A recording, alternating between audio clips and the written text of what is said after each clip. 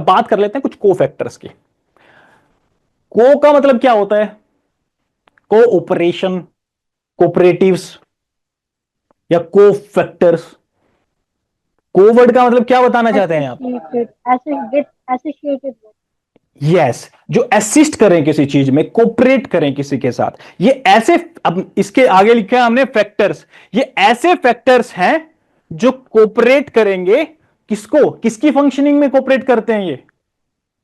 Body के अंदर अगर हम बात करें माइक्रो लेवल पे, तो कोफैक्टर्स किस रिलेशन में पढ़ते हैं, किसके फंक्शन के बेसिस पे पढ़ते हैं हम? किसके फंक्शन को ये कम ज्यादा करते हैं, फंक्शनल करते हैं किसी चीज को, इनकी वजह से फंक्शनल होती है वो चीज। क्या कुछ भी याद नहीं आ रहा? कोफैक्टर कहां पे पढ़ते थे हम? पूरी बायोलॉजी पीएमटी तक 10वीं क्लास तक चले जाओ, कोफैक्टर किस चीज के लिए यूज करते हैं?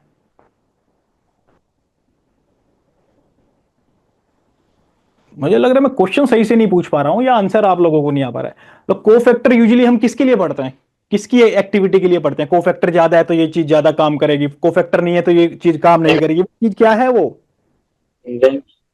इंजाइम्स। बिल्कुल सही बात है, बिल्कुल सही आंसर। इतना मत सोचो यार, मैं बिल्कुल शॉक्ड हो जाऊंगा अगर आप ऐसे चुप रहेंगे तो।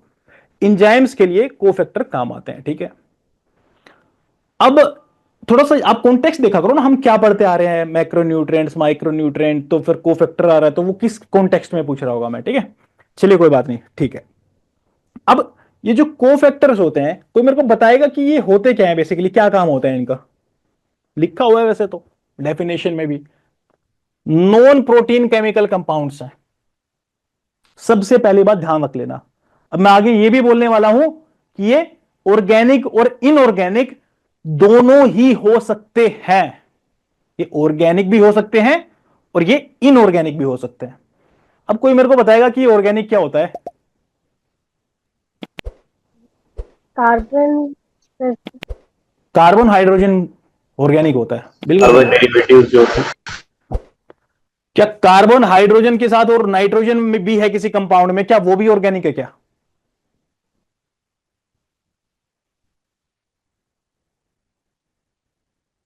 इतना क्या सोच रहे हो यार, सीधा सा आंसर जा रहा है। प्रोटीन के अंदर नाइट्रोजन होगी ना कार्बन और हाइड्रोजन के साथ, यस तो सर, वो भी ऑर्गेनिक ऑर्गेनिक ही तो। रहेगा। किसी भी चीज में कार्बन हाइड्रोजन है तो वी कॉल इट ऑर्गेनिक। वो प्रोटीन, कार्बोहाइड्रेट, फैट कुछ भी हो, कार्बन हाइड्रोजन है तो हम बोलेंगे कि वो ऑर्गेनिक है। उसके साथ नाइट्रोजन भी लग रहा है, कोई दिक्कत नहीं है, तो भी ऑर्गेनिक है वो। यानी कि प्रोटीन ऑर्गेनिक है कि नहीं है?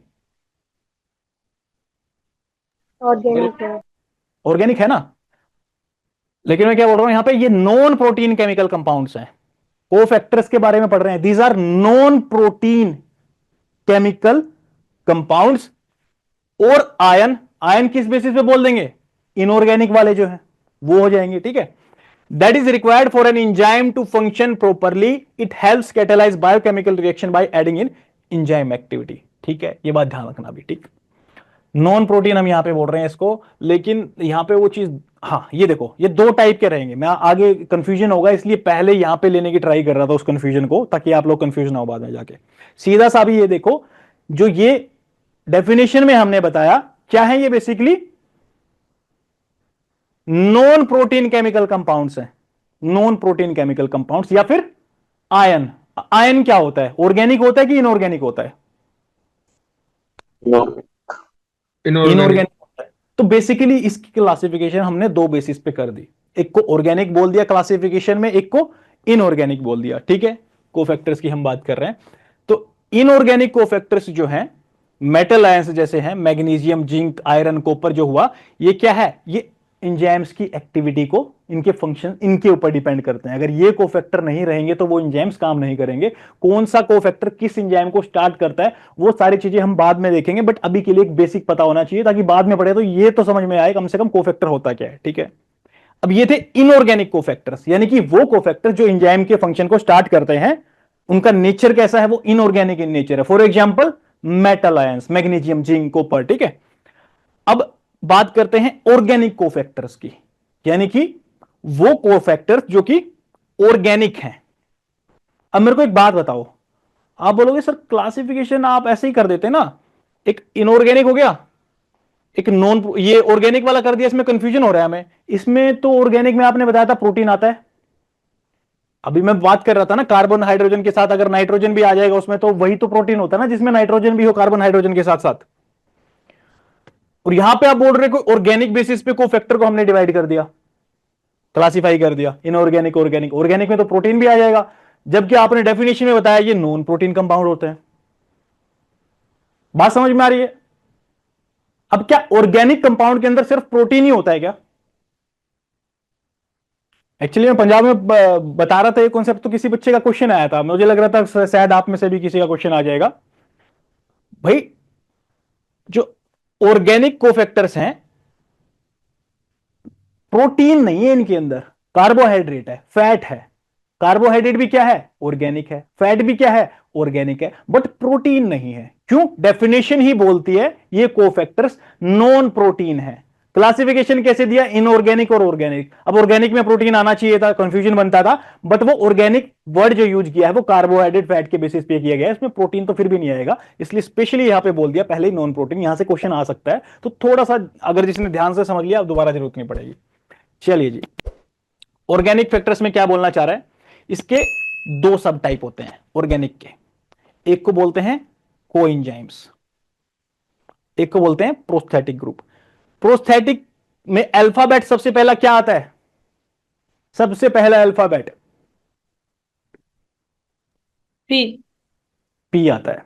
तो पी फॉर परमानेंट हमेशा के लिए याद रखिएगा, पी फॉर प्रोस्थेटिक और पी फॉर परमानेंट। यानी कि ये ऐसे कोफैक्टर्स हैं, प्रोस्थेटिक ग्रुप की बात कर रहा हूं, जो कि परमानेंटली अपने एंजाइम से, जिसका इसको फंक्शन करवाना है उससे चिपके रहते हैं permanently. That's why we call them prosthetic groups. ठीक है।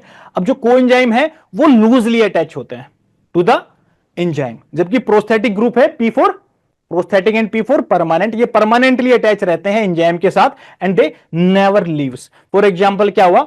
हीम जो होता है हीमोग्लोबिन के अंदर, क्या ऐसा होता है कि बीच बीच में चला जाता है घूमने, वो हमेशा वहां पे ही अटैच रहता है, तो उसको क्या बोलेंगे उस केस में? हीमोग्लोबिन के केस में it is a prosthetic group या फिर इट इज अ कोएंजाइम। क्या है वो?